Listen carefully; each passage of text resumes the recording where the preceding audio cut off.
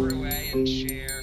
My Gage, I really appreciate it. I got your email. You can change the question to what is something that a client, somebody who's actually asked for someone in the organization. Sometimes it's a learning and development department. Like, what is what is something you know a little bit about?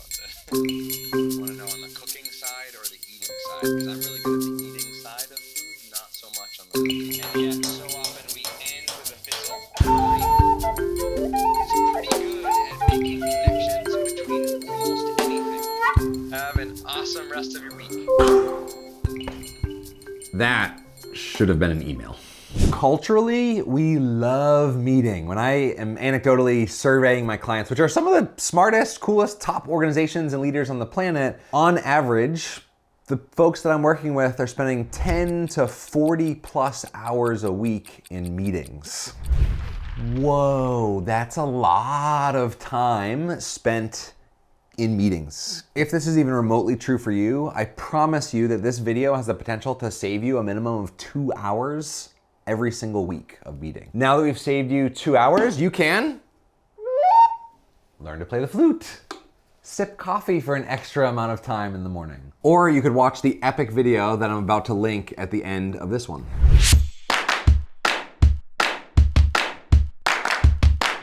I believe that there are two clear paths that you can take to save yourself 2-ish hours a week in meetings. The first one is to make your meetings more amazing. The second one is to cancel your meeting and make it an email. Let's unpack both.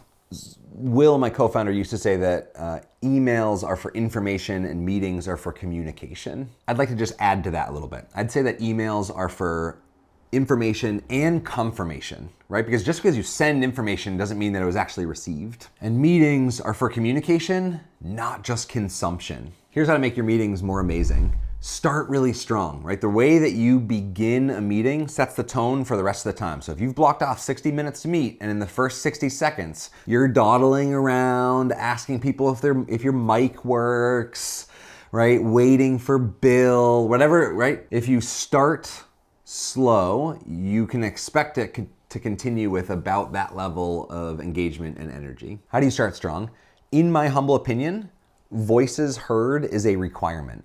So often a meeting starts with somebody who's leading the meeting, who says, here's the agenda, here's the objective, let's talk about, they kind of frame everything up. And my thought is either with an unofficial start or some connection before content to immediately begin with everyone's voices being heard. If your meeting's a little bit bigger, like 5+ people, 6+ people, that for me means breaking out. So if you've got 6 people at a meeting, get into pairs and respond to a question, share an experience that relates to, ideally, that connects and relates to the purpose of why you're actually there. So it's not about voices being heard like, hey, how was your weekend? Pair up and share. If you're meeting about your 5-year plan, then the way you want to start strong and get everybody's voice heard might be to say, all right, everybody split off into breakouts or pair up and just share what is one thing that you want to be present in your future here. One thing. There's probably lots, but we're here to talk about our 5-year plan and everything else. What's one thing that you want to be present in your life or your work? The second way you can start strong is with new and novel, right? Anything new and anything novel turns the brain on. And so I'll give you an example of this. I was just giving a keynote in Austin, Texas recently, and I gave a keynote in the morning, and then I was doing a workshop in the afternoon. And by the afternoon, they had lunch. I could tell they were starting to settle in and get a little bit sleepy. And so I went to my database, my library database of new and novel things, energizers, group exercise, etc., to kind of just wake people up. And the one that I pulled out, which I got from playmio.com, is this very simple clapping exercise. Steven behind the camera is going to help me demonstrate. So Steven, every time my hands cross like this, you're going to clap. Ready? So in a big audience, right, you're doing this, whole group's clapping. When you stop, chances are they're gonna clap as well. You can do it on Zoom too. Even watching this, you can feel it. There's like a different energy when you're doing something new and novel like that, as opposed to starting every meeting off like you always do with an agenda that people debatably care about. 4.5-second commercial break. This connection toolkit we created and has 100+ ideas, exercises, etc., to create new and novel experiences. And so if you don't want to spend hours and hours searching around the internet, you just want a box and a kit to show up that you can immediately use to spark more connection and engagement in your groups and kick off with new and novel, this could be useful. Another free way that you might not know about is if you click my little face down below this video, the little circular icon of my face with the channel with the subscriber number next to it, it'll take you to the home page of the channel where all videos are sorted by category. And so you can find specific categories solely for ways to kick off a meeting. I lied to you at the beginning of the video because I said there's only 2 paths you could take to reduce time. I would say there's also a third path, and it is E.L.M.O. So E.L.M.O, I don't know where the origin of this acronym came from, so I'm not talking about the Sesame Street E.L.M.O. E.L.M.O stands for Enough, Let's Move On. And the idea is, culturally, with your group, you set the tone that anytime you're in a meeting where people are obviously starting to repeat themselves, or we've totally extended this topic, it's got nothing left in it, at any point in time, someone can say E.L.M.O, which just means enough, let's move on.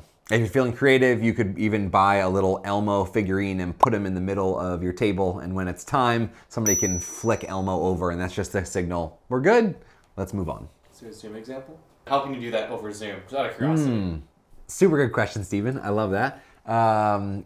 Set a virtual background on Zoom as E.L.M.O, something from Sesame Street, and anytime you're ready, so you're in gallery view, and the more E.L.M.Os that start showing up, it's like, it's time.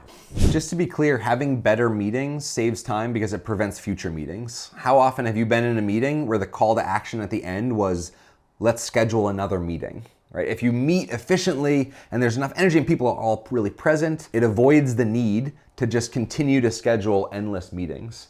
I've got a couple clients who I love, but culturally their norm is, let's set a meeting cadence of meeting every week. And I just think that's broken because you're not meeting for purpose, you're meeting for time. I'd rather say, what do we actually need to talk about? How much time will it take?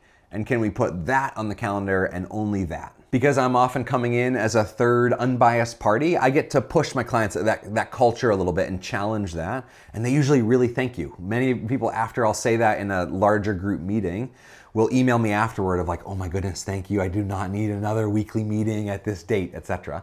Right? And so feel free to push back on that. If you're not gonna be meeting for purpose and you're just meeting for time, push back on that. If you are gonna cancel a meeting, the invite that I would offer is to get confirmation that something was received. So on my team, Eliza, our director of details, and Heather, our director of connections, we just have an internal norm that if I send something over, or if they send something over, just a quick email reply of like, done, got it.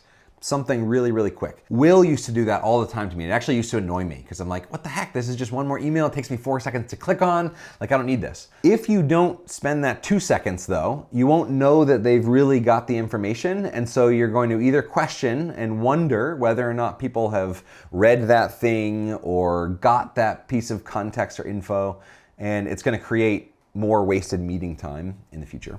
For a really clever way to make your meetings better without actually any talking whatsoever, you're gonna definitely wanna watch this video on just a quick virtual activity called collaborative journaling. Now that you've saved a little bit of time, you can afford to watch this. Have an awesome day.